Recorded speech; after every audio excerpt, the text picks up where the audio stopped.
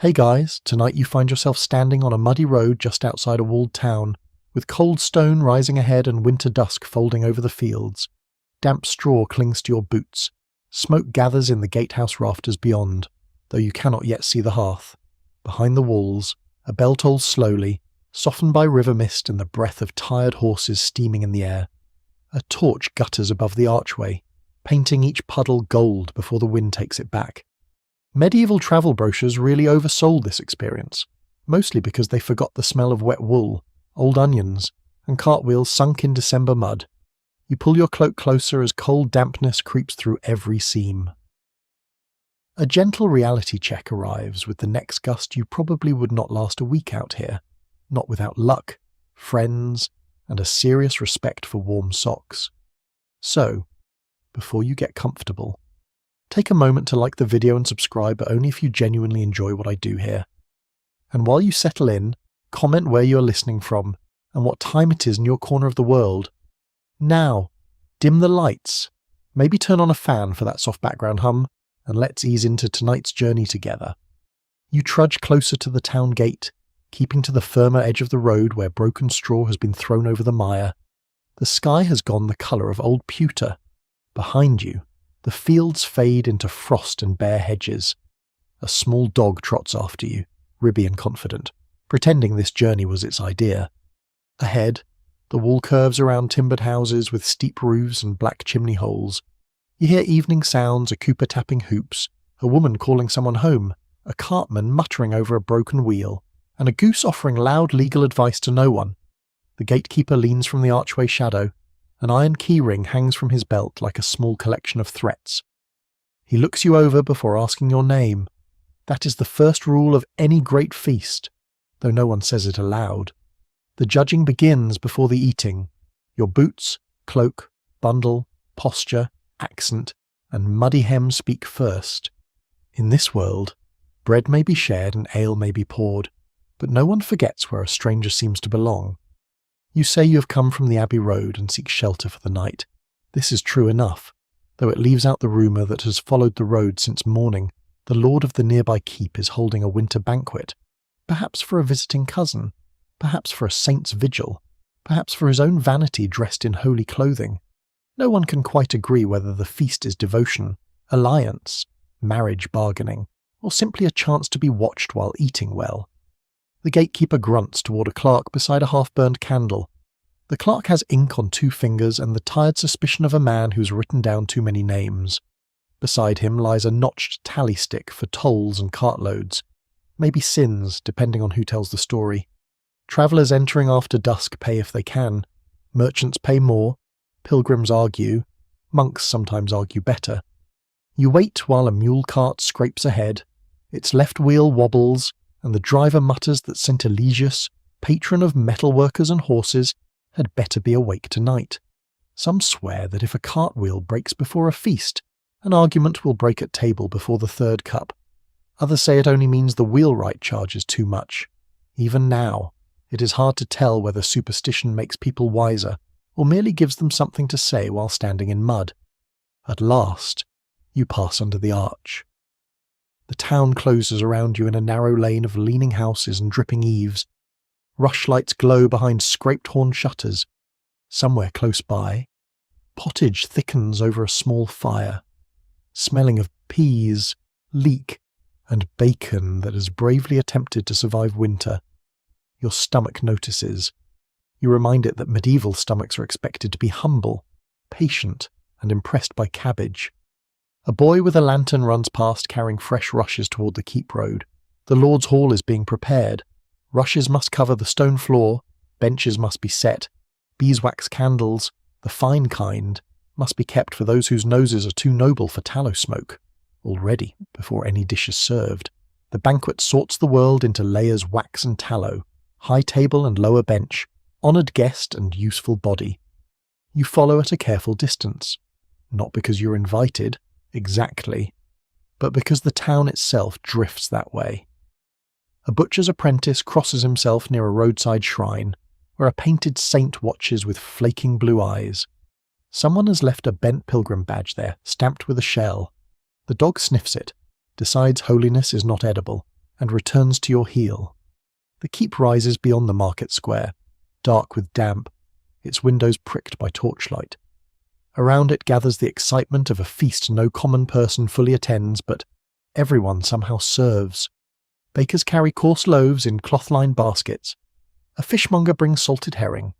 A herb woman delivers rosemary and sage, because meat without herbs is just an animal's final misunderstanding. 2 men roll a small ale barrel over the stones, wincing each time it thumps. You pause near the market cross. Frost slicks the steps. The bell rings again from the church tower, dividing the evening between those going home to their own bowls and those summoned toward another man's abundance. A feast is not only food, it is a judgment written in seating places, cup order, washing water, and who receives the freshest bread. A hooded monk passes, smelling of damp wool, ink, and wormwood. At his belt swings a pouch with a scrap said to have touched a saint's relic, though those who tell the tale never fully agree which saint, or whether it ever came closer to holiness than the abbey laundry. He studies you, then looks away like a man who has heard something useful. You understand, slowly, that the strange rules of the banquet have reached you already. They are in the gatekeeper's glance, the clerk's ink, the servant's haste, the better candles hidden for better noses. You have not touched bread. You have not lifted a cup. You have not yet smelled the roasting meat, though the wind now carries warmth from within the walls. Still, the feast has begun to measure you. You step toward the keep with the dog at your heels, the half-burned candle behind you, the broken cartwheel clattering somewhere in the lane, and the evening bell fading into the soot-black rafters of the town. People gather in small knots, waiting to be called, counted, recognized, or dismissed. You draw your cloak close, breathe in smoke, river mist, wet wool, and distant ale, and learn the first quiet lesson of a medieval banquet before anyone eats. Everyone is already being placed. The lane bends away from the market cross, and instead of being allowed straight toward the keep, you find yourself gently redirected by a servant with a lantern and a face trained in the old art of saying no without using the word. He points you toward the monastery guest house near the churchyard wall, where those who are not yet guests, not quite beggars, not clearly merchants, and not important enough to be offended may wait in warmth until someone decides what to do with them. You follow the lantern glow through a narrow passage between stone and timber. The dog follows too, though no one has invited it either, which perhaps makes the two of you equal in rank for the moment. Behind you, the keep remains bright and distant, its torches trembling above the town roofs. Ahead, the abbey buildings sit low and dark, wrapped around a courtyard that smells of wet earth, old hay, cabbage water, and the faint, clean bite of winter herbs hung dry beneath the eaves. The guest-house door is oak, iron-bound and swollen with damp. A lay brother opens it after 3 knocks. He wears a plain wool habit belted with cord, and his hands are red from cold water. He looks at your cloak, your boots, the mud on your hem, the dog at your ankle, and then at the small space behind you, as if expecting sin to be standing politely in line. "Travellers," he says, not as a question. You nod. He lets you in. Warmth meets you, but cautiously. This is not the roaring warmth of a lord's hall. It is a careful warmth, built from a modest hearth, peat smoke, and bodies trying not to complain. The room is long and low, with soot-black beams and straw laid thinly across the floor. Against one wall, a few pallets hold folded wool blankets. Along another, a table has been set with coarse bread, a pot of thin pottage, and a jug of small ale. A beeswax candle burns near a little painted image of St. Benedict, while cheaper tallow dips sputter elsewhere, reminding everyone that holiness may smell sweet, but budgets do not. You take a place near the hearth. A pilgrim with a scallop badge sewn to his cloak warms his fingers over the flame. A woman with baskets of eggs sits with her shoes off, rubbing one heel. 2 carters whisper about the broken wheel from the gate, each blaming the other in a slow, sleepy rhythm.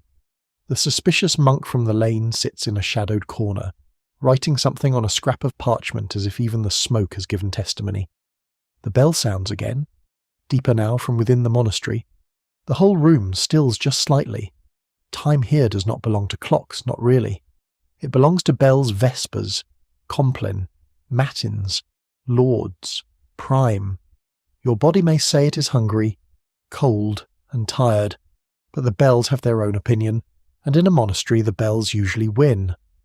A young novice enters with a wooden bowl and a towel over his arm.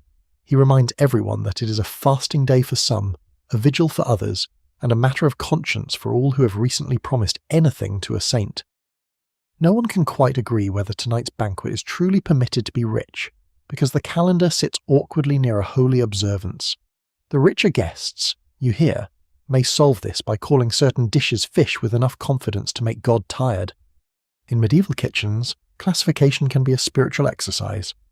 The pilgrim beside you murmurs that beaver tail may count as fish in some places, because it swims and because hunger is a persuasive theologian. Someone else says barnacle geese grow from driftwood and therefore are not ordinary meat. The egg woman snorts softly into her cup. Some swear that clever fasting rules prove human wisdom. Others suspect they prove human appetite has very good legal training. You accept a bowl of pottage. It is mostly peas, onions, and something smoky enough to suggest bacon once passed through the room in happier days. The bread is dark and coarse, full of bran, with a crust that asks your teeth several personal questions. Still, it is warm enough, and you eat slowly, listening to the rain begin against the shutters. A monk gives a brief prayer before the food, and everyone lowers their gaze. Here you learn another quiet rule on the road to a banquet: eating is never just eating. It begins with words. Blessings protect the meal, the house, the host, the guests, the animals that pulled the carts, the fields that produced the grain, and, if there is time, the cook's reputation. Some hosts insist prayers be long enough to prove devotion. Others prefer them short enough that the soup does not cool, even now. It is hard to tell whether holiness or hunger shapes better manners. Rank reveals itself in small things. The pilgrim receives bread before the carters because he wears a badge from a distant shrine, though his cloak smells as travelled as yours. The egg woman receives a stool because she supplies the abbey kitchen. You receive a bench end near the smoke because you are a stranger, and smoke, being democratic, accepts everyone. The dog receives nothing officially, but discovers crumbs beneath the table and becomes a silent supporter of monastic hospitality. A lay brother asks where you have come from, where you intend to go, and whether anyone at the keep expects you. His voice is gentle, but each question lands like a small key turning in a lock. Hospitality is sacred, yes, but it is also supervised. Monasteries welcome travellers in the name of charity, yet they have storehouses to guard, rules to follow, and memories of guests who mistook Christian kindness for free livestock. You answer carefully: the Abbey Road, the winter market, a hope of work or shelter near the Lord's feast. Not too much, not too little. In this world, a person who says nothing is suspicious, and a person who says everything is worse. The monk in the corner glances up, and he has ink on his cuff and eyes like damp flint. At his belt, the relic pouch swings again. You wonder whether he watches you because he knows something, or because monks, like cats, enjoy appearing informed. Those who tell the tale never fully agree whether he is truly suspicious, merely tired, or protecting the guest house from the kind of trouble that arrives wearing ordinary boots. Outside, rain thickens. Water runs from the eaves into the courtyard. The bells call the brothers to compline, and their voices rise faintly from the church low, even, woven into the dark like wool on a loom. You sit with your bowl between your hands, feeling warmth seep into your palms. The road's mud dries stiff on your hem. The half-burnt candle near St. Benedict's leans in its own wax, stubbornly shining. Before supper at a castle, you begin to understand. There is always another supper somewhere smaller, thinner, and more honest. There are guest houses, waiting rooms, kitchens, stables, sheds, and shadowed corners where people are measured before they are welcomed.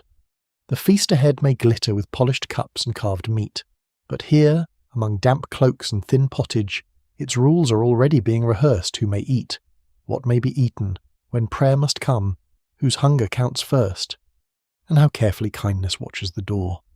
You stretch your feet toward the hearth.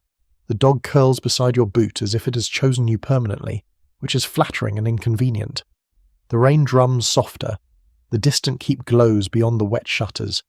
Somewhere inside those walls, Servants are laying rushes, counting loaves, setting aside better cups, and whispering over which guests are important enough to notice. You lower your head, listening to the last notes of Compline fade into stone, and wait for whatever summons may come. The summons comes not as a trumpet or noble announcement, but as a boy in a damp hood pushing open the guesthouse door with one shoulder, breathless from rain and importance. He carries a lantern that has nearly gone out and a strip of wool tied around his wrist to show he belongs to the keep's household. He says that those with business at the Lord's feast may present themselves at the outer gate, and everyone in the guesthouse pretends not to rise too quickly. You stand, stiff from the bench, and pull your cloak close. The dog wakes at once, as though appointed official inspector of crumbs and destiny. The pilgrim lifts his staff. The egg woman gathers her baskets.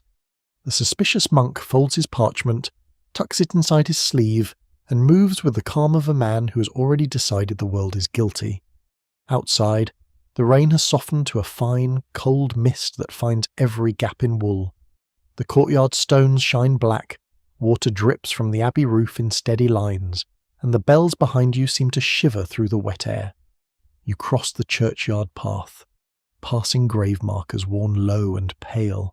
Someone has hung a sprig of rosemary beside a doorway to keep illness away, or bad dreams, or tax collectors. No one can quite agree whether it works best on sickness, spirits, or officials. The road to the keep climbs slightly from the town square.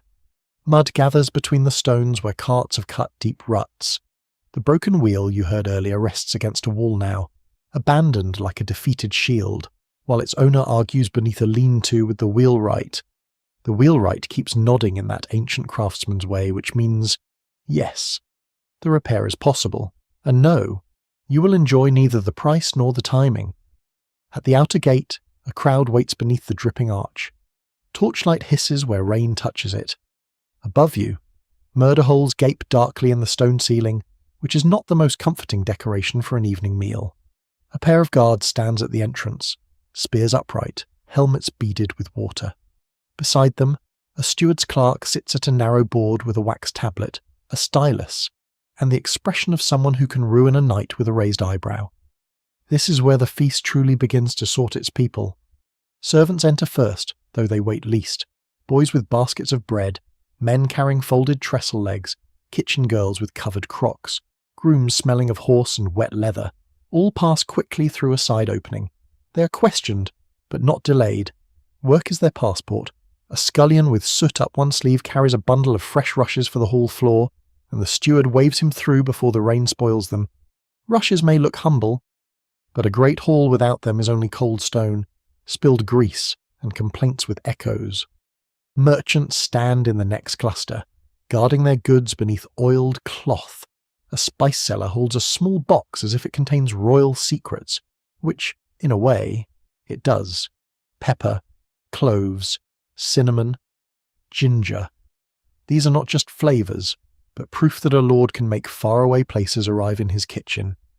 The clerk asks his name twice and writes it once, badly. The merchant corrects him politely, because a misspelled debt can become a very creative problem. Then come pilgrims and lesser travellers. The scallop-badged man from the guest-house steps forward and shows a token from a shrine. The guard squints at it, perhaps judging whether holiness can be forged. Some swear that pilgrim badges protect against thieves and fever. Others say they mostly prove a man has walked a great distance and would now like free soup. Still, the guard lets him through to wait in the lower court, where shelter is better and expectations are smaller. You stand with him for a moment, but the clerk asks your purpose. You answer as before road, market, shelter, willingness to serve if needed. He studies your hands. Hands tell a story here. Soft hands might belong to a clerk or noble servant. Scarred hands may be labourers' hands. Ink stains can open doors. Calluses can close some and open others. Your hands, cold and damp, look like hands that have learned to be useful. The monk appears at your shoulder and says quietly that you were received at the guest house. This is not quite a recommendation, not quite a warning. It is the sort of sentence that wears a hood. The clerk nods and marks something in wax. Even now, it is hard to tell whether the monk helps you, watches you, or merely enjoys making clerks uncomfortable. A minor noble arrives then, and the air changes around him. He rides a tired horse but wears a fur-lined cloak, dark with rain along the shoulders. 2 servants hurry beside him, one holding a leather case, the other looking deeply betrayed by the weather. He does not wait where you wait. A guard bows, the clerk stands, the horse is taken. The noble complains softly that the road is vile, as if the mud has personally failed in its duties. No one laughs, though the dog looks tempted. Behind him comes another gentleman, less grand, more nervous, carrying a sealed letter in a waxed pouch. He's made to wait beneath the arch longer than he likes, which tells everyone exactly how important he is not. Banquets have a language sharper than bells. A pause can insult, a stool can honour. A dry cloak can announce favour before a single word is spoken. You're eventually directed through the gate, not into the hall, but into the lower yard. Rainwater runs in silver threads along the stones. Chickens scatter near the kitchen steps. A groom curses softly while leading horses toward the stable. Somewhere inside, you hear the dull thud of benches being set, the scrape of trestles, the bark of orders, the clatter of knives laid out for carving. The smell of smoke deepens. Under it, faint but unmistakable, comes roasting meat. Your stomach becomes very attentive. The lower court holds its own waiting world. Servants hurry past with the confidence of people too busy to be polite. Pilgrims huddle near a wall. Merchants argue over delivery tallies. Lesser guests adjust wet sleeves, smooth tunics, check belts, and glance toward the inner doors. Everyone pretends not to watch everyone else.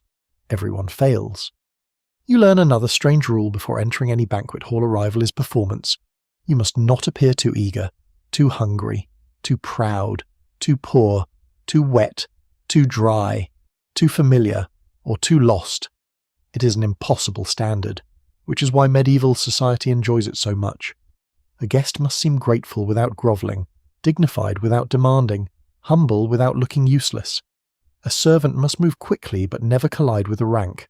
A merchant must be necessary, yet not smug about it. Above the yard, torchlight flutters along the keep wall. The rain taps your hood. The dog sits on your foot for warmth. The monk waits near the chapel door, watching the hall entrance. The half-burned candle from the guest house seems to linger in your memory, small and stubborn, while before you the brighter candles of the feast are being lit for people with better claims.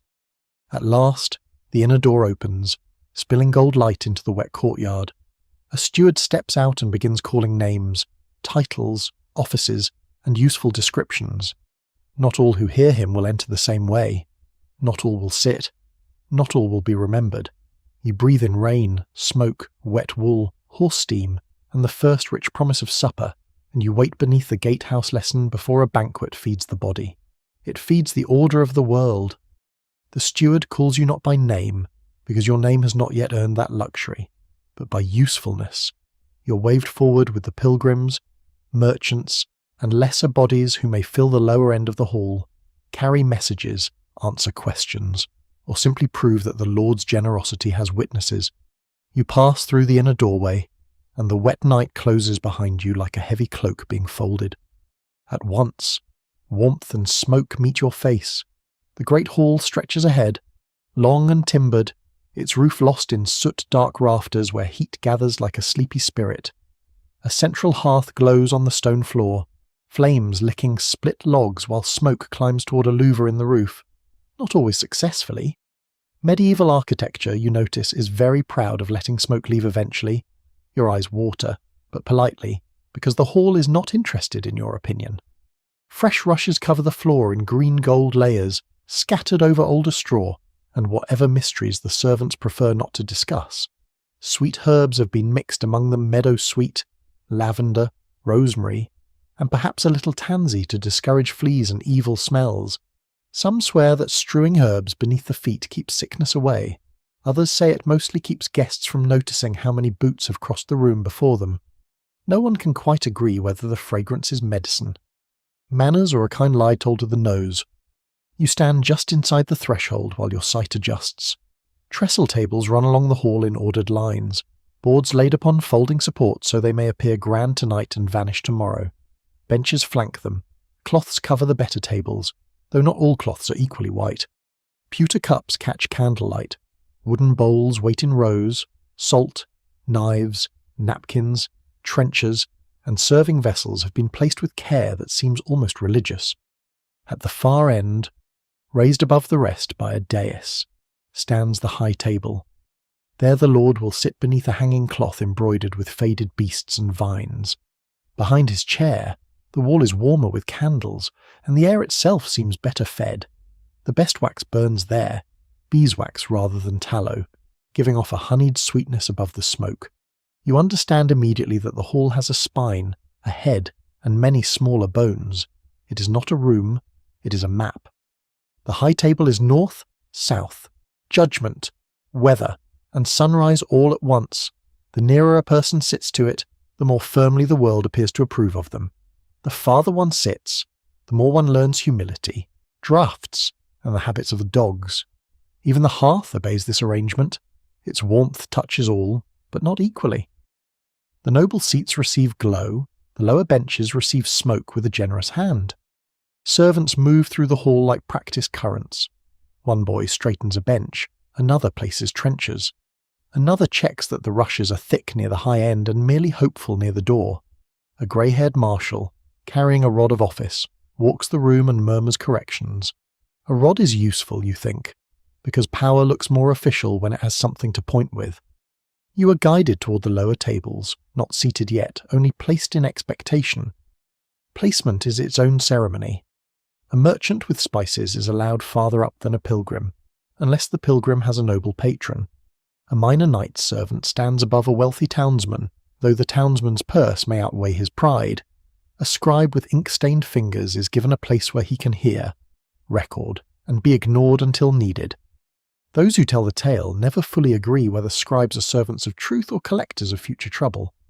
The suspicious monk enters behind you and receives a nod from the marshal. He does not sit. He moves along the side wall toward a small bench near a pillar, where he can see the dais, the door, and perhaps your left ear. The dog slips in after him, bold as a baron, nose low among the rushes. A kitchen girl hisses at it, but quietly, because dogs beneath tables are as common as crumbs. You breathe slowly. The hall smells of damp wool steaming dry, wood smoke, beeswax, roasting fat from beyond a screen, fresh herbs crushed under boots, and the sour comfort of ale. Above, shields hang blackened with age. Along the walls, old weapons glimmer in torchlight, reminding everyone that hospitality has sharp relatives. Near the dais, 2 large salt cellars are being polished. Their silver gleam flashes between passing sleeves. You do not yet know all their rules, only that people glance at them with respect. Salt preserves meat through winter, heals some wounds, blesses bread in old customs and proves wealth. Some swear that spilling salt invites quarrels unless a pinch is tossed over the shoulder, though the servants here would prefer you invite quarrels some tidier way. A household priest checks the small table where a basin and towel will be used before eating. A steward inspects the seating again. A page carries a cushion toward the high chair as if transporting a relic. The cushion is not holy, probably, though in a hall like this holiness and upholstery both depend on who is sitting above whom. You begin to feel the strange pressure of invisible lines. There are no painted borders on the floor, yet everyone knows where they are. Noble blood here, household office there, clergy in careful nearness, merchants within reach but not intimacy, travellers near the smoke, servants everywhere and nowhere. The great hall does not shout its rules, it breathes them. The bell from the church reaches faintly through stone and timber. You remember the thin pottage, the half-burned candle, the wet bench, the dog's ribs beside your foot. Now the same evening has opened into gold, heat, rank, and waiting. The banquet has not begun, but the hall is already speaking. You stand at the lower end with cold hands hidden in your sleeves, watching servants lay a world upon boards and rushes. Soon, bread will arrive. Soon, cups will pass. Soon, every gesture will matter more than hunger. For now, you listen to the hearth crackle, the marshal tap his rod once upon stone, and the old smoky room settle around you like a rule no one needs to explain. The marshal's rod taps once more. and the hall answers by becoming quieter without ever becoming still. Benches scrape, sleeves whisper. Servants pass like shadows trained by long practice, each one carrying a bowl, a towel, a candle, or some small command too delicate to drop. The hearth pops, sending sparks upward into the smoke, and every face glows red and gold before settling back into its proper place. You are not yet allowed to eat. That is the first disappointment, and also the first lesson. Before bread, before ale, before even the proud arrival of meat, hands must be washed. A page comes down the hall with a brass ewer, polished bright where many fingers have touched it. Behind him walks another boy with a basin and a folded linen towel. The towel is whiter near the high table, less white as it travels downward through the world, which is perhaps the shortest sermon ever preached on social order. At the dais, honoured guests receive warm-scented water, perhaps with rosemary or rose petals if someone in the kitchen has been told to impress. At the lower benches, the water cools, the basin grows cloudier, and holiness becomes more practical. You watch the ritual begin above you. The household priest murmurs a blessing. The Lord's chair remains empty for now, but important guests stand in order, dipping fingers, not plunging whole hands like laundry. They dry themselves neatly, showing rings, sleeves, manners, and self-control. No one scratches, no one wipes on wool, no one shakes water onto a neighbour, unless he wishes to be remembered in exactly the wrong way. Some swear that washing before a feast keeps sickness from creeping into the body with grease and bread. Others insist it washes away bad luck gathered on the road, especially if one has passed a graveyard after sunset. No one can quite agree whether clean hands please God, protect the stomach, or simply make sharing cups slightly less alarming. In truth, all three ideas sit comfortably together, like old men near the same fire.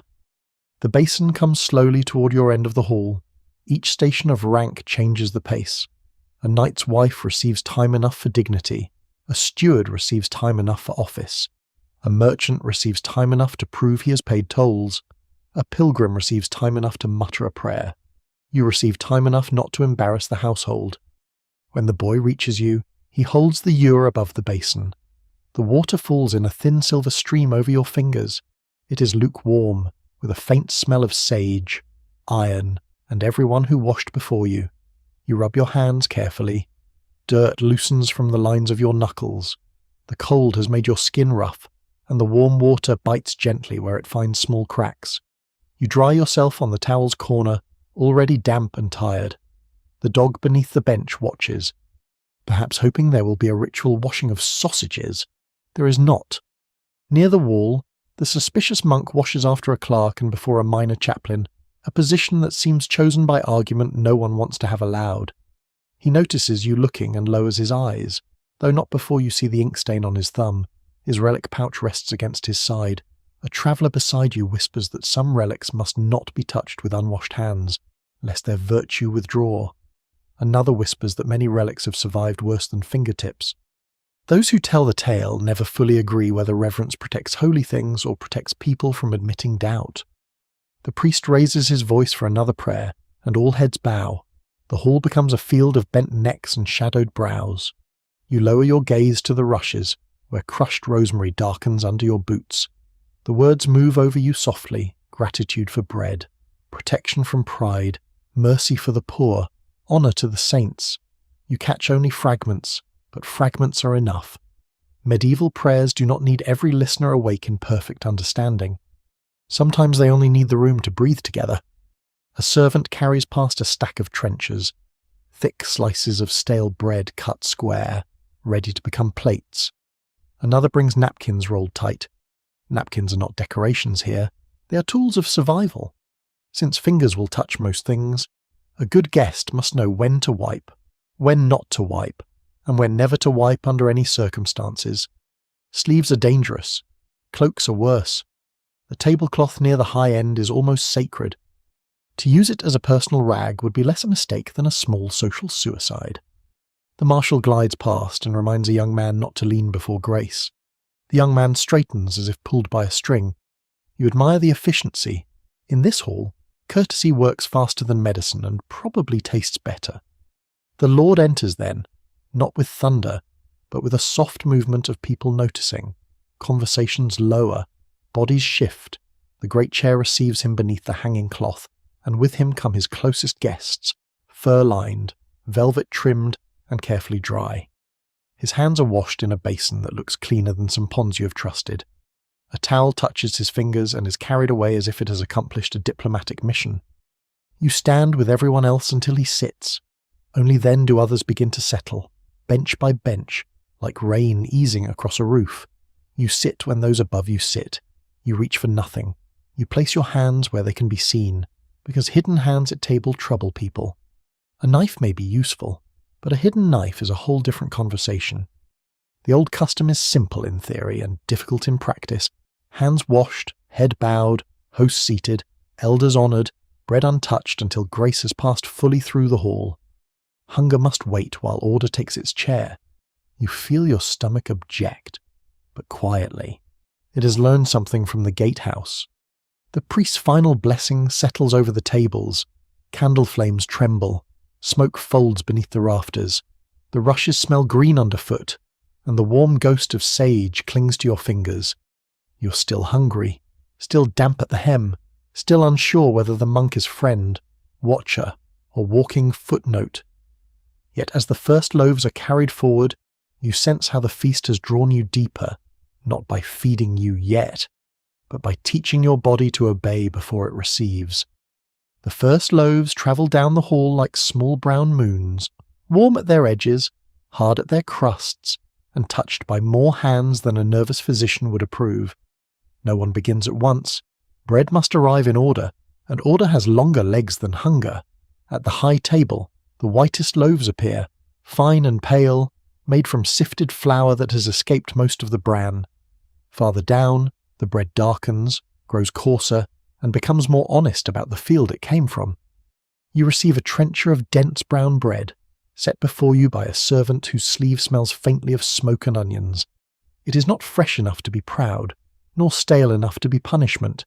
It waits flat on the board, ready to soak up gravy, crumbs, spilled ale, and perhaps a little humiliation if you misjudge the rules. Then the salt is placed. At the high end, near the Lord and his honoured guests, the great salt cellar gleams in candlelight. It is taller than you expected, shaped almost like a little tower, silver flashing beneath soot-dark rafters. A smaller salt sits farther down, plain and practical. But even that one receives watchful glances. Salt is not merely seasoning here. It is winter stored in a crystal. It is a meat saved from rot, butter kept longer, fish made to endure the road, and wealth made visible in white grains. You sit below the salt. No one says this with cruelty. No one needs to. The phrase lives in the distance between your bench and that shining vessel. Above the salt sit those whose names the steward calls clearly, whose families own land, whose sleeves are lined with fur, whose table knives have polished handles. Below the salt sit travellers, useful strangers, lower servants allowed to eat, pilgrims, minor clerks, and people whose importance has not yet survived inspection. Some swear that salt spilled toward a guest means quarrel, while salt spilled toward the hearth means luck leaving by smoke. Others say a pinch thrown over the left shoulder blinds the devil waiting there, though you quietly hope the devil has better things to do than monitor condiments. No one can quite agree whether salt protects the soul, the meat, or merely the reputation of the household, but everyone agrees that wasting it is foolish. A man beside you, broad in the shoulders and narrow in patience, leans too far across the board to reach a better cup. A servant notices, the marshal notices. The man notices the noticing and retreats into his bench as though pulled by a hook. This is how the hall teaches softly, immediately, without needing a sermon. You keep your elbows close. That is safer. Elbows are dangerous at medieval tables, not because anyone writes long laws about them, but because space is scarce. Sleeves are wide, knives are near, and dignity falls quickly when a neighbour's ale enters your lap. Your cloak is still damp at the hem, so you fold it beneath you. A merchant across from you adjusts a wool cap trimmed with rabbit fur. Beside him, a pilgrim keeps his badge visible, perhaps hoping holiness can lift him a few inches closer to better gravy. Clothing speaks in the hall almost as loudly as titles. Fur says winter can be negotiated. Dyed cloth says coin has travelled. Fine linen at the throat says someone else has washed it. You see a young woman near the upper benches wearing a girdle with bright metal mounts, and every candle seems eager to flatter it. Near you, a carter's tunic has been patched at the elbow with a different brown, a practical choice that becomes, under candlelight, a full family history. Even now, it is hard to tell whether the feast honours virtue, birth, usefulness, or theatre. Perhaps all four sit together, taking turns with the cup. A page brings ale. At the high table it shines in better vessels. At your end it comes in wooden cups and shared jugs. You wait until the person above you drinks. Then the merchant drinks. Then the pilgrim. Then the cup comes to you. You lift it carefully with both hands, because dropping it would announce your soul to the entire lower hall. The ale is weak, sour, and warmly alive, safer than many waters and more comforting than most advice. You sip. Wipe the rim with your thumb as you have seen others do, and pass it on. The dog beneath the bench sighs against your boot, already bored by hierarchy. A servant places a small knife near the merchant, but not near you. You carry your own, as most travellers do, plain-handled and useful. In this world, a person may bring a knife to dinner without causing alarm, provided it is used as tool, not statement. You keep yours visible, set beside the trencher, blade inward. A blade turned outward can look like threat or ignorance. Those who tell the tale never fully agree which is more dangerous in a lord's hall. The suspicious monk sits not far from the lower side, between a clerk and a household chaplain. He receives a modest place, yet with a clear line of sight to the dais. His relic pouch rests on his knee now, guarded from spilled ale. He does not look at you, which makes you feel watched more effectively than if he did. More guests settle.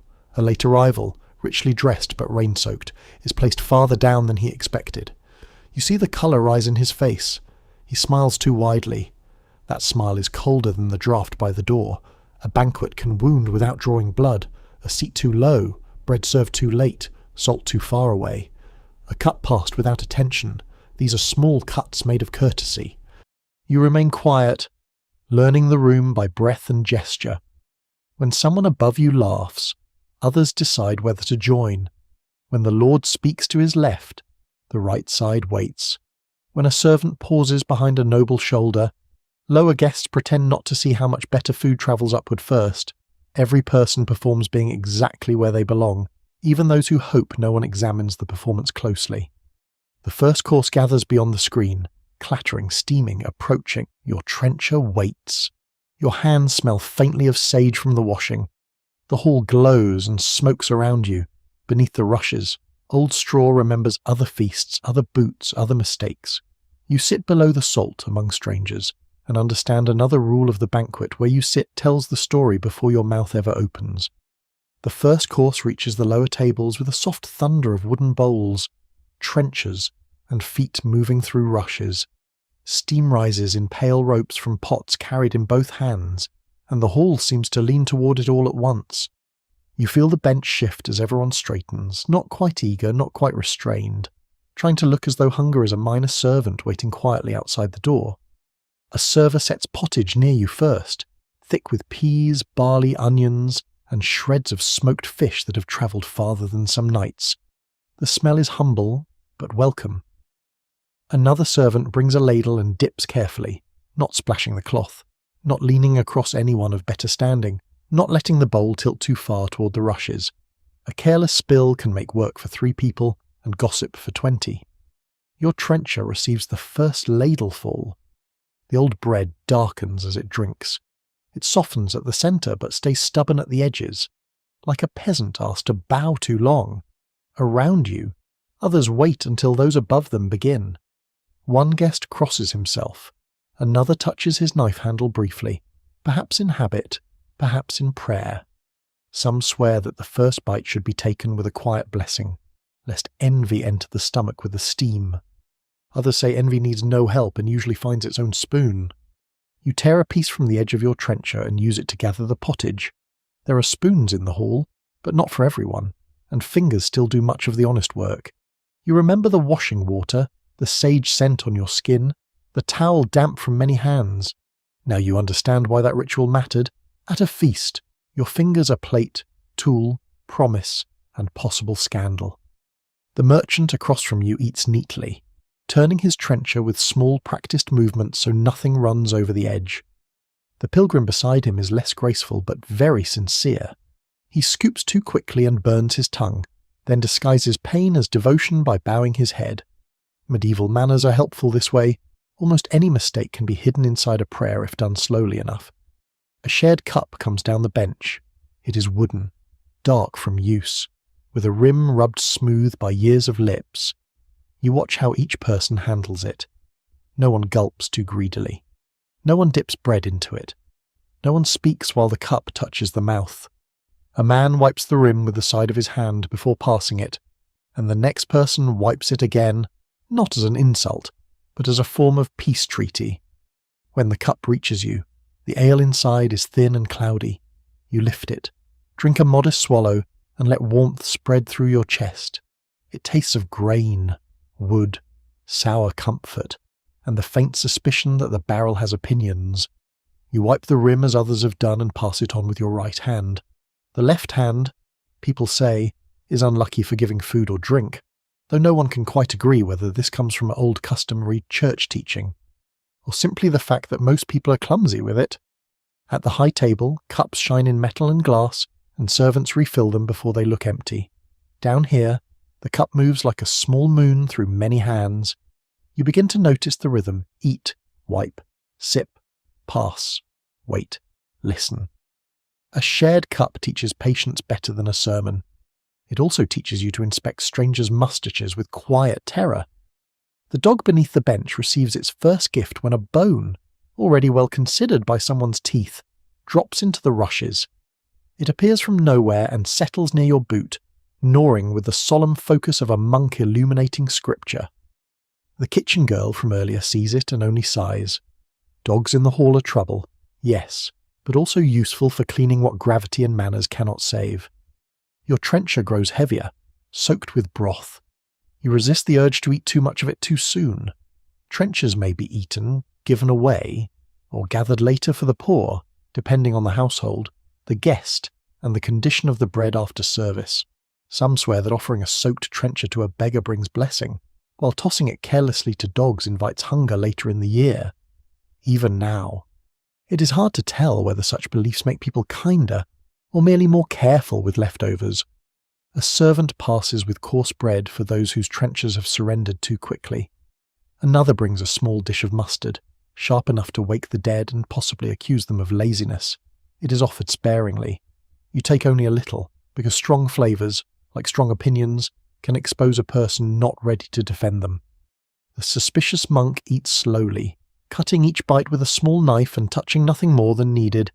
His relic pouch is tucked away now, protected beneath his sleeve. He glances once toward the high table, where laughter rises like sparks. Then he looks down again.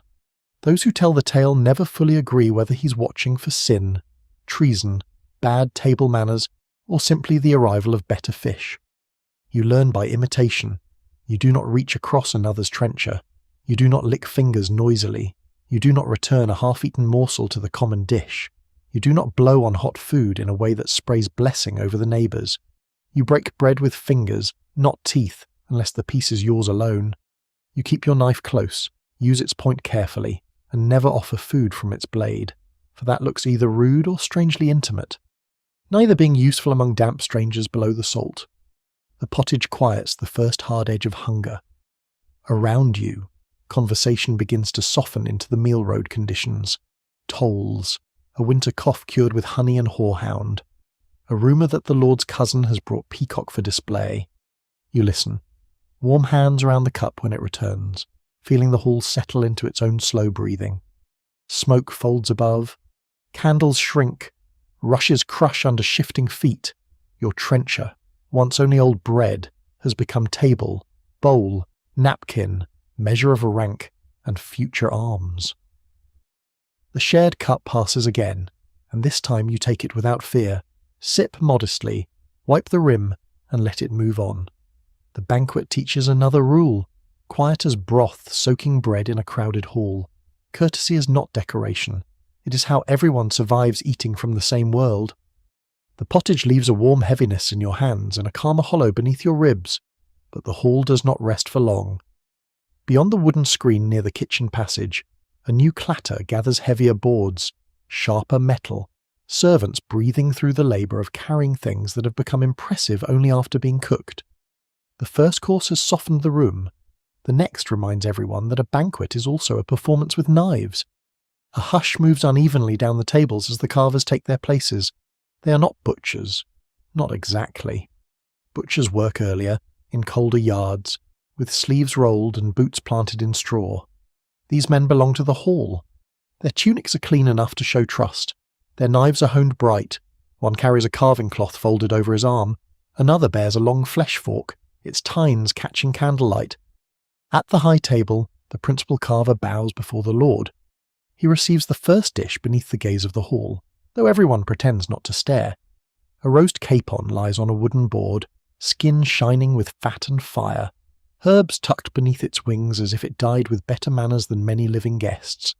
The carver touches the blade to it gently and begins. You watch his hands. They move without haste. The knife slips through joint, breast, wing, and thigh, as though the bird has secretly agreed to be divided. He does not saw. He does not hack. He does not chase pieces around the board, as you once did with a stubborn turnip in an alehouse. Medieval dignity depends on many things, and one of them is not wrestling dinner in public. Some swear that a skilled carver can reveal the fortune of a household by how cleanly the flesh separates from bone. Others claim ragged carving foretells quarrels, waste, or poor winter management. No one can quite agree whether the omen lies in the bird, the blade, or the nervous hand holding it. But no one laughs when the old steward watches. The choice pieces go upward first. Breast meat, tender slices, crisp skin, and sauces thick with spice travel to the dais. Wings may honour one person, thighs another, depending on custom and whatever delicate message the household wishes to send without writing it down. Lower portions move outward. Bones with good meat still clinging to them reach the tables farther down. Nothing is random. Even appetite is arranged. A servant sets before your group a platter of carved fowl less splendid than what rose before the Lord, but still rich enough to fill the air with warmth. You receive a piece with dark meat, a line of crisp skin, and enough dripping to soften another corner of your trencher. You cut carefully with your own knife, blade inward, fingers steady. The man beside you uses his knife too quickly and nearly knocks the shared cup. 3 people inhale, the cup survives. Society continues. Knives make everyone watchful. Almost every grown person carries one, yet the hall depends on each blade remaining obedient. You notice how people set them down between bites. You notice how no one points with them unless foolish, drunk, or very protected by rank. A blade may cut bread, lift meat, peel an apple, trim a quill, or loosen mud from a boot, though perhaps not in that order at table. It is tool, companion, and quiet warning. The suspicious monk eats with a small knife whose handle looks worn smooth by years of use. He cuts his portion into neat pieces, not too large, not too small. He never raises the blade while speaking. Across from him, a clerk whispers that some monks avoid rich meats because heavy food thickens the humours and invites sluggish prayer. Another guest says roasted fowl sharpens courage if taken with mustard. Even now, it is hard to tell whether medieval medicine is wisdom, poetry, or dinner making excuses for itself. A dish of sauce comes round, dark with vinegar, breadcrumbs, and spice. You take only enough to moisten the meat. Too much sauce may suggest greed. Too little may suggest you mistrust the cook. The banquet has found yet another narrow bridge for you to cross, and it is covered in gravy. At the upper tables, a second carving begins, this time with larger meat. The carver stands square, left hand steady with the fork, right hand guiding the knife. A page holds the board, another catches the juices. To carve before nobles is to write in meat a message about training, patience, and loyalty. One ugly slip can become a story told in kitchens for 10 years. Some households test servants by trusting them with the carving knife near honoured guests. Some swear a man with an angry temper should never carve, for his mood will pass into the meat and trouble those who eat it. Others say a hungry carver steals with his eyes before his hands. Those who tell the tale never fully agree whether appetite can be seen, but in this hall, everyone behaves as if it can. The rhythm of service matters as much as the cutting. Dishes must reach the high table hot, the middle tables respectable, and the lower tables before hope cools entirely. Pages walk swiftly but do not run, because running suggests panic unless there is fire, invasion, or a bishop unexpectedly arriving. Platters are lifted over benches, never dragged across them. Servants speak in murmurs. A bowl is removed before it becomes an insult. You take another bite. The skin cracks faintly between your teeth. Smoke, salt, herb, and fat fill your mouth.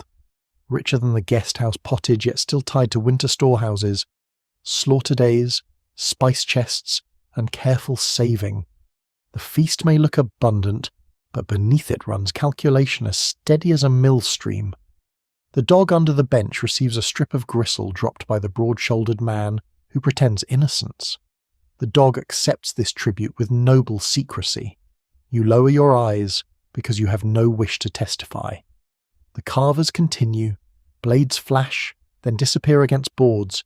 Meat moves from whole to portion, from display to bite, from lordly symbol to human warmth. You begin to see that every knife in the hall asks the same question: can hunger be trusted to obey manners? For now, it can.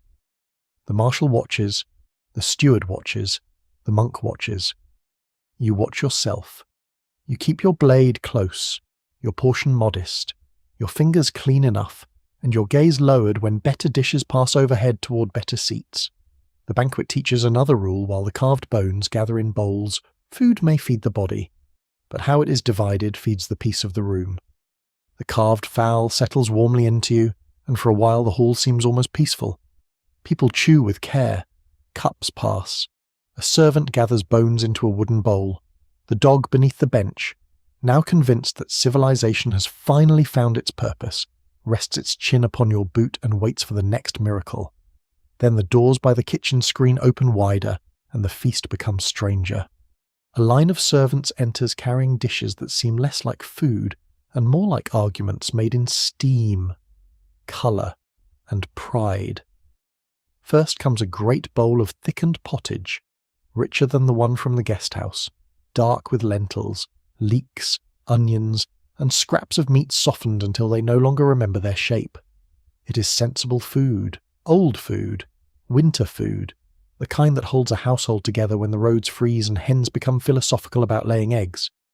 But behind it comes a platter that makes the lower tables lean without meaning to.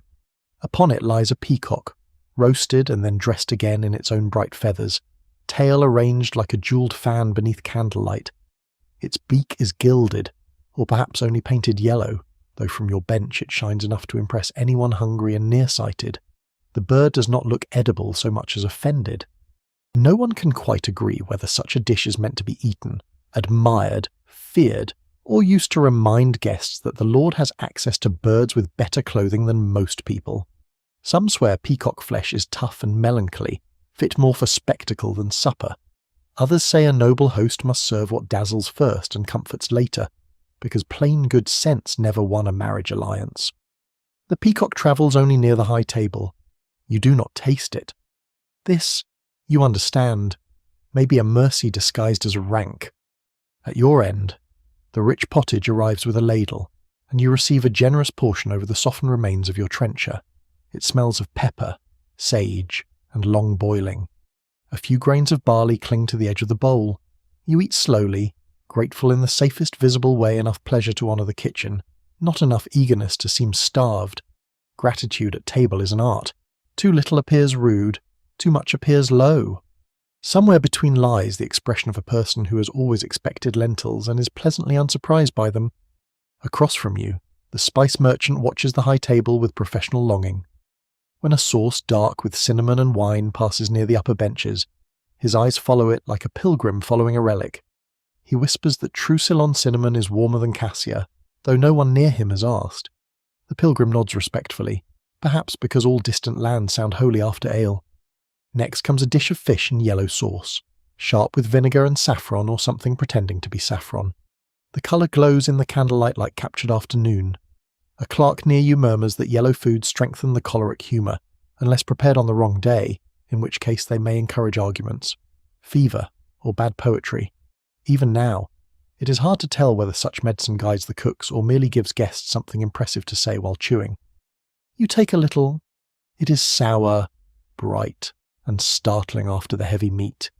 Your mouth wakes as if someone has opened a shutter inside it. You keep your face calm.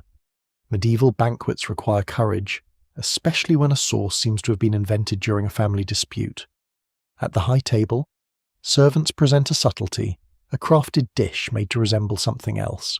This one appears as a little castle, with towers of pastry, almond paste walls, and coloured banners that flutter when carried too quickly. A murmur passes through the hall. It may show the Lord's own keep, or perhaps a famous city from Scripture, or perhaps the cook's quiet desire to become an architect without leaving the kitchen. Those who tell the tale never fully agree whether subtleties are meant to delight, instruct, flatter, or confuse. Some are shaped like saints, ships, beasts, coats of arms, or impossible gardens.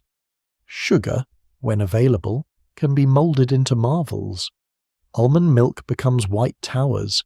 Spices paint walls red or gold. A feast, you begin to understand, may feed the eye before the tongue, and sometimes the eye receives the better meal. A small piece of the pastry castle eventually reaches your table, collapsed at one corner and missing its banner. You take a fragment no larger than politeness permits. It tastes of flour, honey, almond, and smoke from a kitchen that has worked too hard. You smile gently because a person must smile at edible architecture, not broadly. Broad smiles invite questions. The broad-shouldered man beside you looks puzzled by it, then declares softly that he prefers bread when bread admits what it is.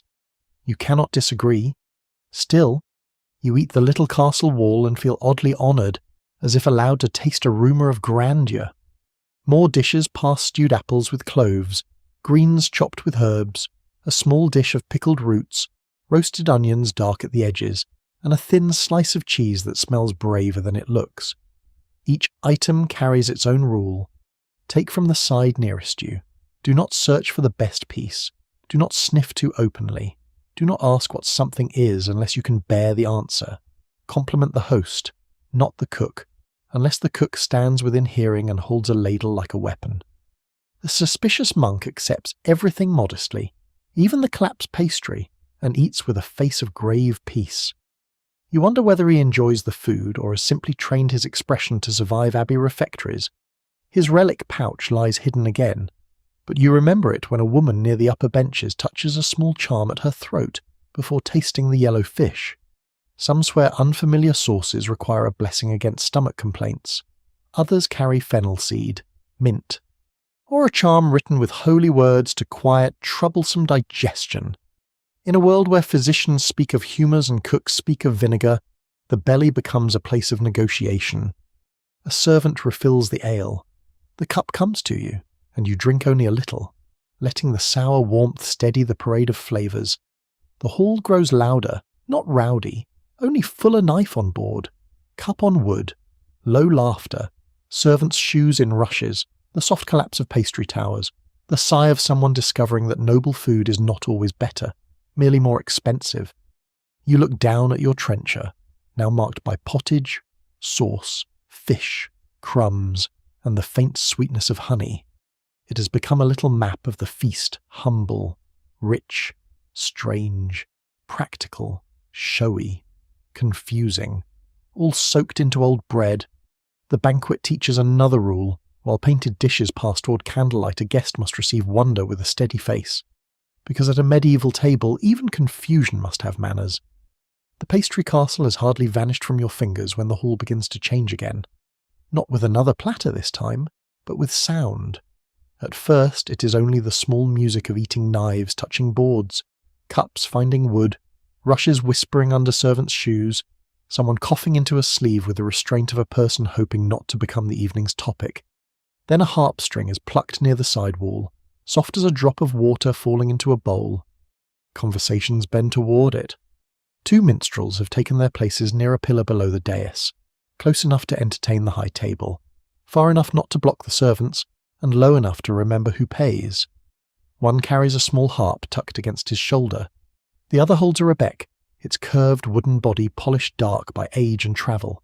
Their cloaks are patched but bright, red against green, blue against brown, colours chosen not for warmth, but for being noticed before someone important grows bored. The first tune is gentle, almost cautious.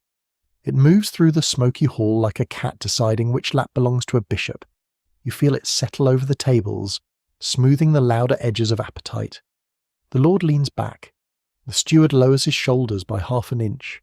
Even the suspicious monk looks up, though whether from pleasure or concern no one can quite agree.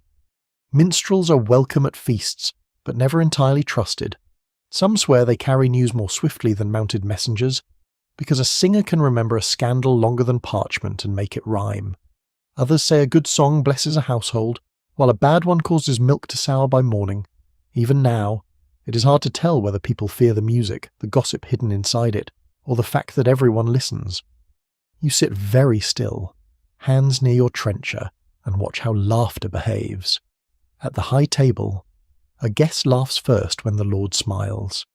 Others follow, neatly, like geese crossing a yard. At the lower benches, laughter arrives later, softer, after people decide the joke is permitted to travel downhill. A man beside you chuckles too soon at a line about a foolish knight and a stubborn mule, then turns the sound into a cough when no one else joins. Medieval survival often depends on pretending your mistake was phlegm. The harpist sings of a distant court, a lady at a window, a knight riding through forest rain, and a ring hidden in a loaf of bread. You listen to the long vowels drift upward among the rafters. The words are polished, but the tune has mud on its hem. It belongs to roads, alehouses, fairgrounds, and winter chambers where people gather close because candles cost money and loneliness costs more. A page moves along the wall trimming candle wicks with little iron snuffers. The tool clicks softly each time, saving flame from drowning in its own blackened tip. Too long a wick smokes, too short a wick sulks. In a hall already full of smoke, even candles must learn discipline. The kitchen door opens and closes behind the screen, breathing out heat, onions, and the metallic smell of washed knives. Then the second minstrel begins a riddle. It is about something that wears a crown yet has no head, feeds the poor yet is eaten by the rich, and sleeps in straw before waking on the table. Guests murmur, guesses. A loaf, a pig, a saint's feast day. The spice merchant whispers bread with such seriousness that you fear he has placed money on it. The answer, when given, is the trencher, and the hall offers measured laughter. Not wild laughter, not alehouse laughter. Banquet laughter must rise, bow, and sit again. Some riddles are harmless, some are knives wrapped in velvet. No one tells a lord directly that he's greedy, foolish, or too fond of his own hunting stories. But a riddle about a wolf who eats every sheep and then complains of hunger may accomplish much if sung carefully enough. Those who tell the tale never fully agree whether minstrels are cowards for hiding meaning, or brave for hiding it so close to power. A jester appears near the dais, bells sewn lightly to his cap, though he moves with less foolishness than his costume promises.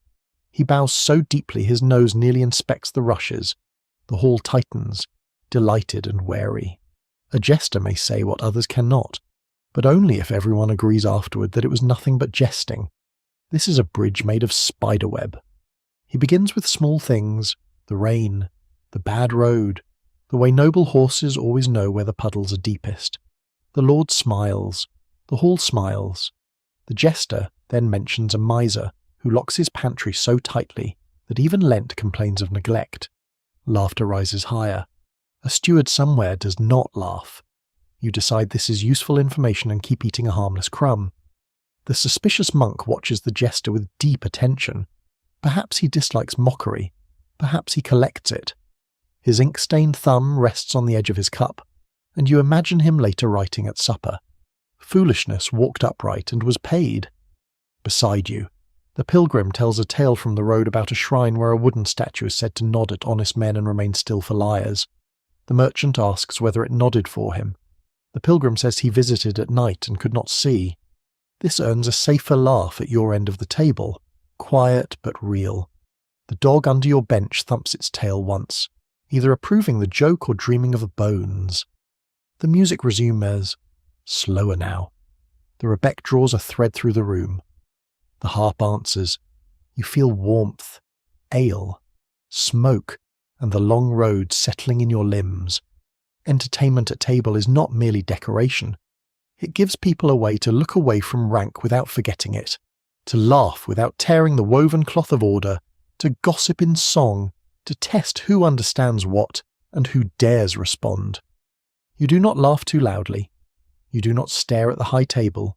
You smile when others smile. Lower your eyes when the joke climbs too near danger, and let the music carry you between comfort and caution. The banquet teaches another rule in the trembling strings and careful laughter.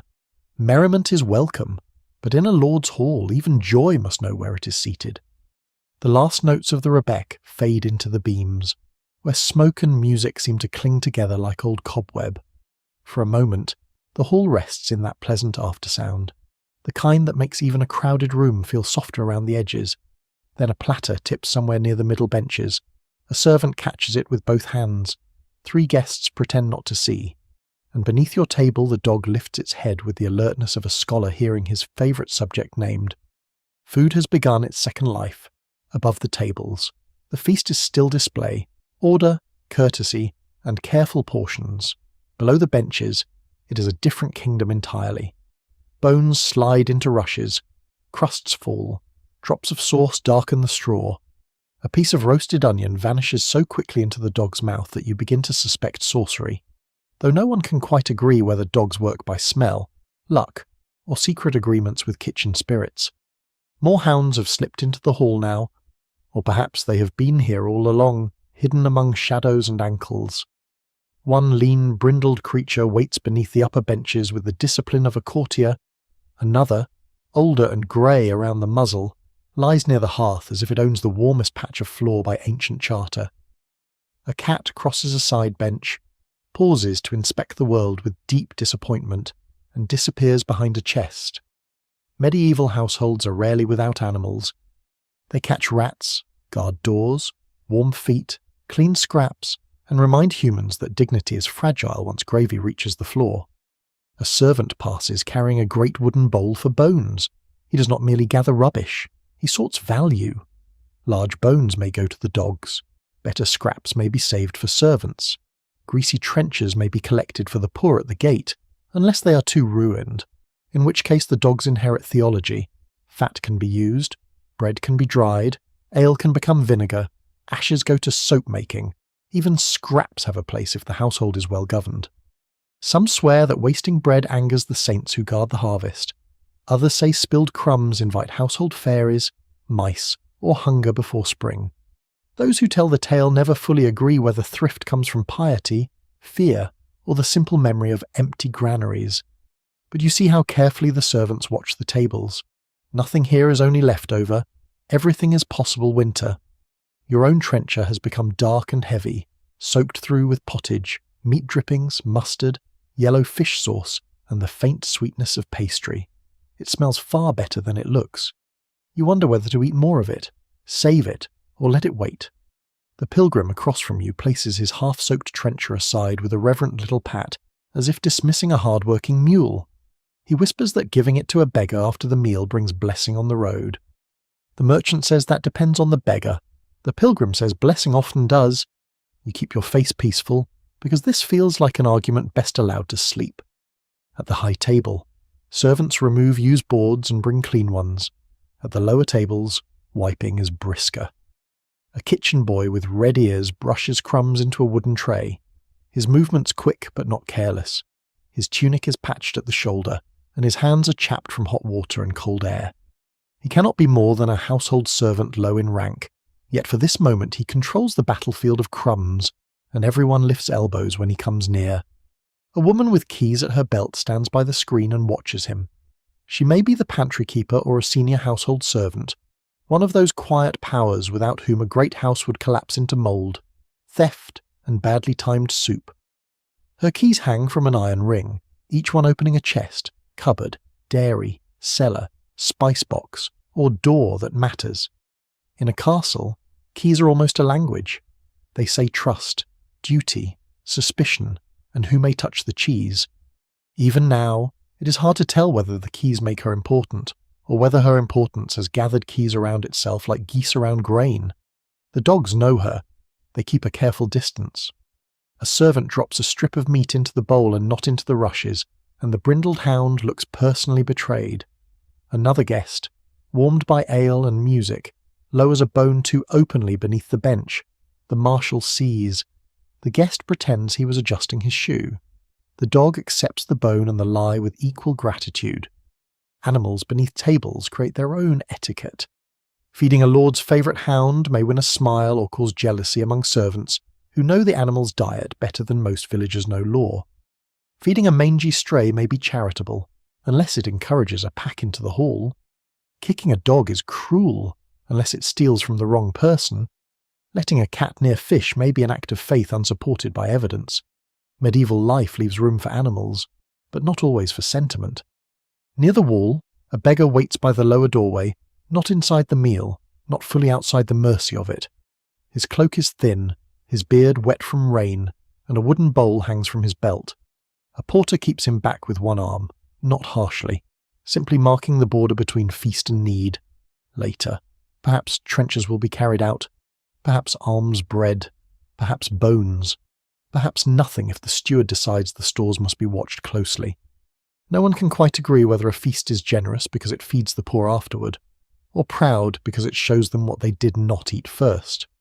You look down at your own trencher again. It is warm at the centre, cooling at the edges.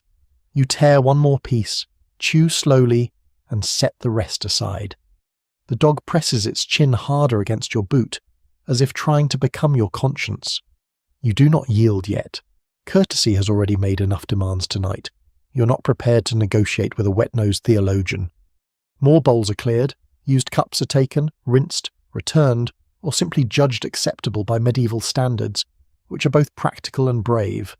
Rushes near the lower end have grown darker under spilled ale. A servant scatters a small handful of fresh herbs where something unfortunate has happened, and everyone agrees silently not to investigate. The hall survives by such agreements. The suspicious monk finally rises and hands a small crust to the beggar near the doorway.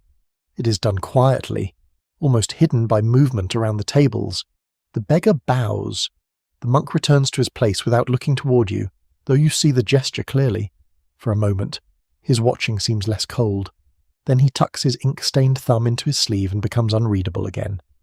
The feast moves onward above, but below, among dogs, cats, crumbs, rushes, bowls, keys, and waiting hands. You learn another rule. A banquet does not end when food leaves the Lord's plate. It continues in what is saved, given, guarded, begged, stolen, dropped, and swept away. The great hall feeds rank first, yes, but beneath the benches. The rest of the world waits with open eyes. The beggar's bowl disappears back into the doorway shadow, and the hall seems to breathe out, as if mercy itself has been tucked away with the scraps. Above you, the candles have burned lower. Their flames lean and straighten in the draughts. Small yellow heads listening to every word. The music has softened. The plates are no longer arriving in proud waves. Now the feast turns toward cups, blessings, vows, compliments, and that dangerous part of any banquet when people are full enough to speak freely, but not wise enough to speak little. A servant brings stronger ale for the upper tables, and watered wine appears near the dais in painted jugs. At your end, the drink remains humbler, but it returns more often. The shared cup moves with steady patience from hand to hand, its rim polished by lips and caution. You notice that people sit differently now. Shoulders loosen, voices warm. A man who spent half the meal guarding his dignity begins telling a story about a mule, a bridge, and a priest who misunderstood both. No one drinks before the Lord lifts his cup. That is the rule, simple and sharp. The Lord rises slightly, not fully standing, and the hall follows him into quiet. His cup catches candlelight. A household priest murmurs a blessing over wine, bread, salt, roof, guest, kin, road, harvest, and the saints whose patience must be enormous by now. You bow your head with everyone else. The rushes beneath your feet smell of crushed herbs and spilled ale. Then the Lord speaks of friendship, loyalty, winter's hardship, and the honour of those gathered. His words float down the hall, polished smooth as river stones. You understand only part of them, but the tone is clear, all here are bound, for one night at least, beneath his roof. Some swear that a toast spoken under a lord's rafters carries the weight of witness, because beams remember words better than men do. Others say beams mostly remember smoke. No one can quite agree whether wood, saints, or servants preserve a household secrets best. The cup lifts, everyone drinks.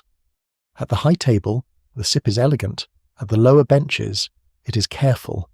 You raise the cup when it reaches you, drink modestly, and pass it on. You do not drain it. A guest who drains a shared cup too greedily announces either great thirst or poor breeding, and the hall is rarely generous in choosing which. You wipe the rim and hand it to the pilgrim, who whispers a blessing before drinking, perhaps for safety, perhaps for habit, perhaps because the ale deserves help. Toasts continue.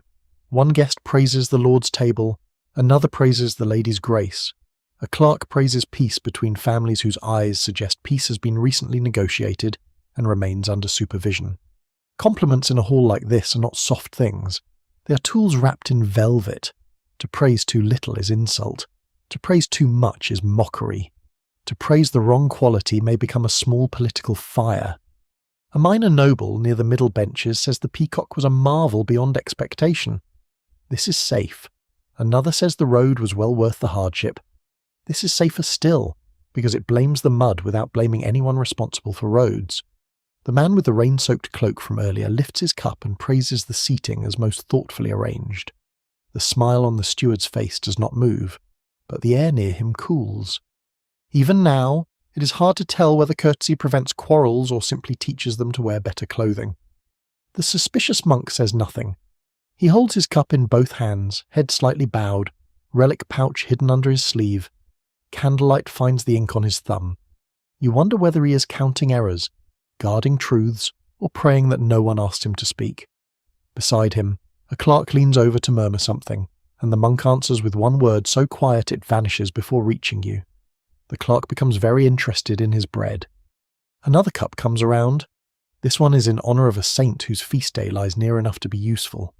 The priest names the saint, and several people touch charms at their necks. A woman near the upper table slips a sprig of fennel between her fingers, a remedy against heavy stomach, sour breath, and possibly regret. Some swear fennel after feasting sharpens the sight and calms unruly humours. Others prefer mint, anise, or a whispered prayer over the belly. Those who tell the tale never fully agree whether the body obeys herbs, saints, or sleep.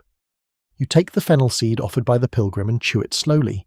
Its sharp green taste cuts through ale, smoke, and roasted fat. The dog beneath the bench sniffs your hand, decides medicine is betrayal, and lowers its head again. Then vows begin. Not grand vows of kings, but smaller promises that fasten people together like toggles on a cloak. A merchant promises delivery before Candlemas. A knight promises escort along a dangerous road. A cousin promises to send 2 barrels of apples if the frost spares the orchard. One man swears by St. Martin, another swears by his father's bones, a third swears by the host's own honour, which is brave, flattering, and perhaps reckless. You learn quickly that oaths are not decoration. In this world, written contracts exist, yes, but spoken promises before witnesses can cling like burrs. A careless word may be repeated in manor court, at market toll, outside a church porch, or in the kitchen by someone washing cups. Words travel faster than carts, especially when roads are bad. You remember the broken wheel near the gate and think that rumour would have passed it before sunrise. The broad-shouldered man beside you begins to tell a story too loudly about a neighbouring lord's cook who served spoiled fish and blamed Lent. The merchant kicks him under the table, gently, but with deep purpose. The man pauses, blinks, and changes the cook into a man from far away. This saves several futures at once. You keep your own speech small. You praise the warmth of the hall, the generosity of the bread, the skill of the servers. These are safe praises. A servant near you hears the last one and almost smiles, before remembering that servants should not visibly collect compliments unless handed them by rank. Still, his shoulders ease. The hall grows warmer with cups, yet sharper with words. Laughter rises, settles, rises again.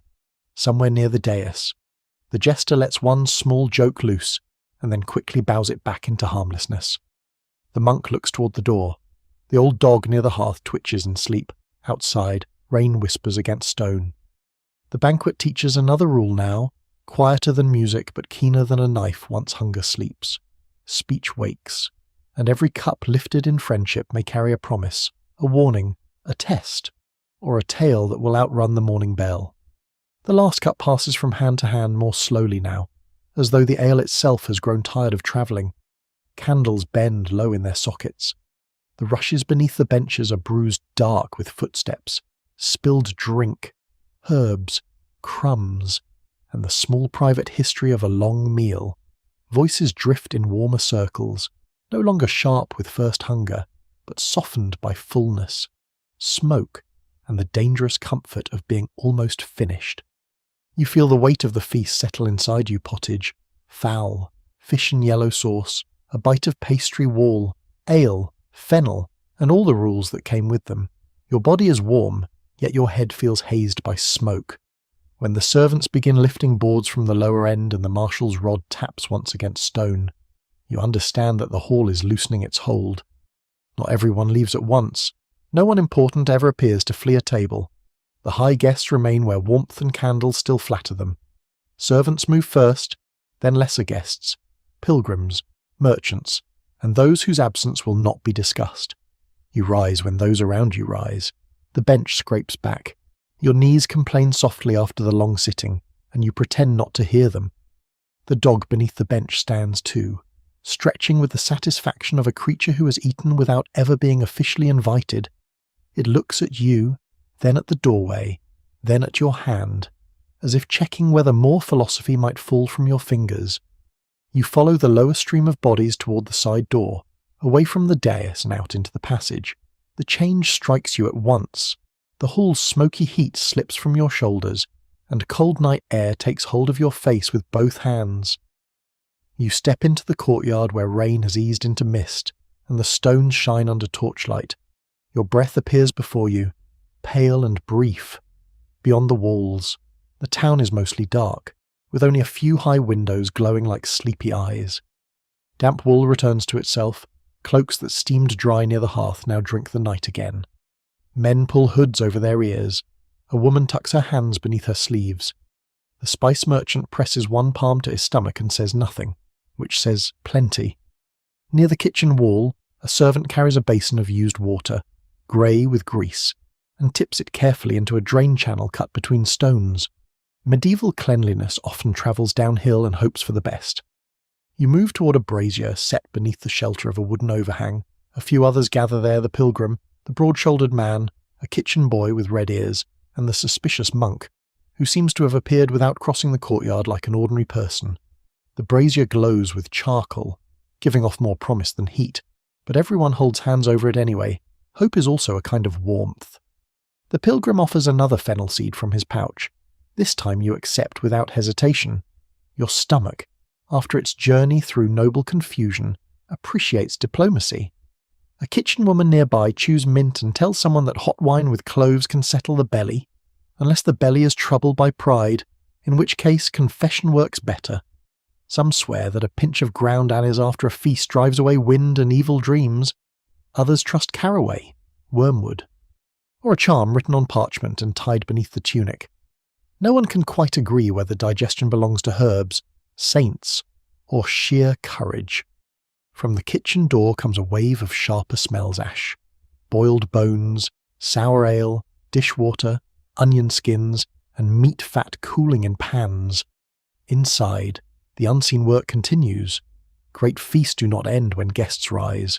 They become washing, scraping, counting, locking, salting, storing, scolding, and sweeping. The woman with keys at her belt passes through the courtyard, her iron ring clinking softly. She carries a candle cupped in one hand. and every servant makes room for her as if she were a small walking fortress. The monk watches her go, then he looks toward the chapel.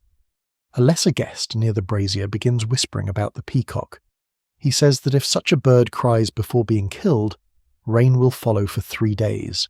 Another says peacocks do not rot like other flesh, which is why nobles like them for show. The kitchen boy snorts, then remembers his place and turns it into a cough. Even now, it is hard to tell whether these tales come from observation, pride, or people trying to make difficult birds sound holy. The pilgrim lowers his voice and tells of a banquet where the salt spilled toward the Lord, and before Martinmas 2 cousins refused to speak. 3 pigs died, and a steward lost the cellar key. The merchant asks whether the salt caused this. The pilgrim says no one can quite agree, but after that household, everyone held the salt with both hands. You listen while mist gathers on your eyelashes. The stories do not frighten so much as blur the edges of the night.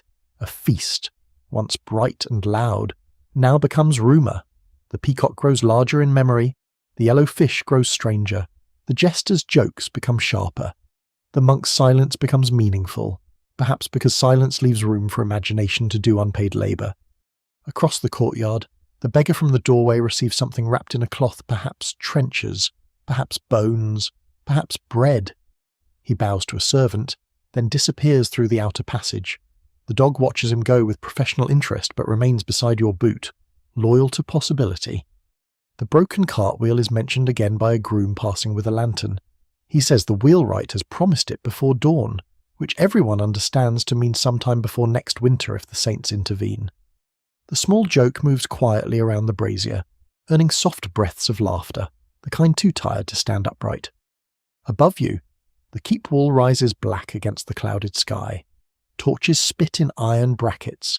Somewhere within the hall, the harp plays once more, muffled now, as if heard through wool. The bells of the monastery answer faintly from beyond the town roofs, marking the hour for those awake, asleep, repentant, or still washing bowls. You draw your cloak close. Your hands smell of smoke, sage, ale, and fennel. Your boots are muddy again. The feast has filled you, confused you, measured you, warmed you, and sent you back into the cold where legends cling to wet stone. You stand in the mist among half-lit faces, listening to whispered cures and household tales, and feel the night soften around its unease. The courtyard brazier sinks lower, its charcoal wearing a red skin of ash, and one by one the small circle around it begins to loosen. The spice merchant is called toward a storeroom to settle an account before sleep. The pilgrim follows a porter toward the guest space near the stables. The broad-shouldered man yawns so widely that for a moment he appears to be trying to swallow the night entire, then remembers manners too late and covers his mouth with 2 fingers. You're shown not back to the monastery, not yet, but to a long side chamber near the hall, where lesser guests, servants between tasks, and travellers too damp to send away may sleep until morning. The dog comes with you, of course. By now it has clearly decided that your boot is a family estate. A servant leads the way with a tallow candle cupped against the draught. The passage smells of cold stone, smoke, spilled ale, and rushes carried out from the hall in bundles. Somewhere behind a closed door, pots are being scrubbed with sand and hot water. Somewhere else, a woman counts cloths aloud, her voice sharp with fatigue. Feast become numbers in the dark cups returned, knives gathered, trenchers sent out, candles pinched, keys turned, barrels sealed. You pass the edge of the great hall and glance in. The high table is half cleared now. The grand room that seemed a kingdom of candles has become a working place again. Servants lift boards from trestles. A boy sweeps, rushes into heaps with a birch broom. Another scatters fresh herbs near the hearth where the floor smells too honestly of the evening. The old hound still lies near the fire, refusing to retire from public life. The suspicious monk stands near a pillar, speaking quietly with the household priest. You cannot hear the words. His relic pouch hangs in shadow at his side. No one can quite agree whether such late-night conversations mend trouble, prevent it, or create a better-dressed version of it. He turns his head once as you pass, and the candle in your guide's hand catches the ink on his thumb. Then the passage bends, and he is gone. The sleeping chamber waits beyond an oak door banded with iron. Inside, the air is close but warmer than the yard. Straw has been spread along the floor in thick rows, with wool blankets folded near the wall. A few pallets are raised on low frames for those with rank enough to deserve less contact with the ground. You are given a place near the inner wall, not the worst place, not the best, which feels almost comforting by now, after tonight's lessons. Being placed exactly in the middle of obscurity seems peaceful. You shake out a blanket. It smells of lanolin, smoke, damp storage, and many travellers who have believed they would sleep well. You spread it over the straw and lower yourself carefully, feeling the day's road in your knees and the banquet's weight in your belly. The dog circles twice, scratches at nothing, then settles against your calf with a sigh of ownership. Around you, other sleepers prepare in small, familiar ways. The pilgrim removes his shoes and sets them sole up near his head, a habit some say keeps thieves away, though those who tell the tale never fully agree whether the thief is meant to fear the soles, the smell, or the person strange enough to sleep that way. A carter wraps his belt around his bundle and tucks one end under his arm. A young servant curls near the door in case he is called before dawn. Someone hangs a charm of red thread and a little bone from a peg to ward off cramp, nightmares, or mice, depending on which grandmother is consulted. You keep your own bundle close beneath your cloak, in a shared sleeping space. Trust is a fine word and a poor lock. The household has oak doors, iron keys, and saints painted over thresholds. But a traveller still sleeps better with one hand near what little he owns. The rushes beyond the door whisper as another servant passes. A key turns somewhere, heavy and final. The candle is set in a wall niche. Its flame leans, straightens, leans again. You think of the half-burned candle in the guest house, stubborn beside St. Benedict, and of the brighter beeswax lights near the high table. Even candles have rank in this world. Some burn clean and honey-sweet for noble faces. Others smoke beside tired feet. Yet in the deep part of night, any small flame seems noble enough. The chamber fills slowly with sleep sounds. Wool rustles. Straw crackles. A man mutters a prayer to St. Christopher for the road ahead, though he is lying perfectly still and travelling nowhere until morning. Another snores in soft broken waves, like a distant cart crossing stones. The pilgrim breathes through his mouth. The dog dreams, paws twitching, perhaps chasing the ghost of a peacock it never truly met. Outside, the last work of the banquet continues. You hear bowls stacked, water poured, the faint scrape of knives being counted back into keeping. This matters. A missing knife is not a small thing in a household where blades sit near guests. Meat, quarrels, and rumours. A steward's voice murmurs. A servant answers. The woman with keys passes again. You know her by the little iron music at her belt. Even now, it is hard to tell whether the rules of the feast have ended or simply followed everyone into the dark. You still wait for others before moving. You still keep your knife placed safely. You still speak quietly, take little space, guard your hands, and understand that warmth, bread, cups, blankets, and even shadows are shared according to order. The monastery bell sounds faintly beyond the town, softened by mist and walls. It marks an hour meant for prayer or sleep, or thoughts too tired to stand upright. The broken cartwheel somewhere outside is silent at last. The feast's laughter has drained from the stones. The hall's smoke clings to your hair. Sage and fennel linger on your fingers. Damp wool warms slowly around your shoulders. You lie back into the straw and let the chamber settle. The ceiling above is low, crossed by dark beams. The candle shrinks in its niche. Someone whispers one last charm against bad dreams. Someone else answers with a sleepy blessing. The dog presses closer, a small living heat against the cold. And as your eyes grow heavy, the banquet returns in quiet pieces the gatekeeper's glance, the salt silver tower, the shared cup, the careful knife, the peacock's bright feathers, the monk's ink-stained thumb, the beggar's bowl, the marshal's rod-tapping stone.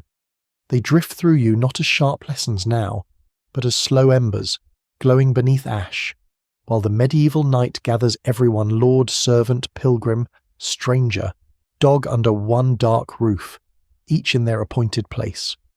The bell wakes you before the light does. It comes thin and grey through the walls, a monastery bell somewhere beyond the town roofs, pulling the dark apart one slow note at a time. For a moment you do not know where you are. Straw presses against your cheek. Wool lies heavy over your shoulders. The air smells of cold ash, damp cloth, old rushes, and the faint sour breath of many sleepers who have all survived the same medieval night with varying degrees of dignity. Then the dog shifts against your calf, and the whole evening returns the gatehouse rain, the hall's gold smoke, the silver salt, the shared cup, the peacock's bright feathers, the monk's ink-stained thumb. Dawn creeps into the chamber as a blue softness around the door. One by one, bodies stir. The pilgrim sits up and feels for his scallop badge before his shoes, as if holiness is easier to misplace than footwear. A carter groans, stretches, and discovers straw in his sleeve with the weary acceptance of a man who has slept in worse places and paid for them. The young servant near the door is already gone, called back into the machinery of the house before dreams have fully left him. You rise carefully, folding the wool blanket as you have seen others do. Nothing in a castle guest space is simply abandoned. Blankets must be counted. Straw must be turned or carried out. Candles must be pinched. Doors must be unlocked in the right order. Even sleep, you begin to suspect, has rules if enough people are watching. Outside the chamber, the passage is cold enough to wake your bones. Servants move through it with buckets, broom bundles, trays, and faces pale from little rest. The feast has become morning labour. Rushes from the hall are raked into damp heaps, dark with spilled ale, grease, crushed herbs, and whatever the night chose not to confess. A boy sweeps them toward the outer yard, where they will be carried away, burned, or thrown where animals may investigate. Some swear old banquet rushes should not be left near the door, lest quarrels from the feast be tracked back inside. Others say old rushes mostly invite fleas, which are quarrels with legs. No one can quite agree whether the danger is spiritual or simply itchy. You pass the great hall once more.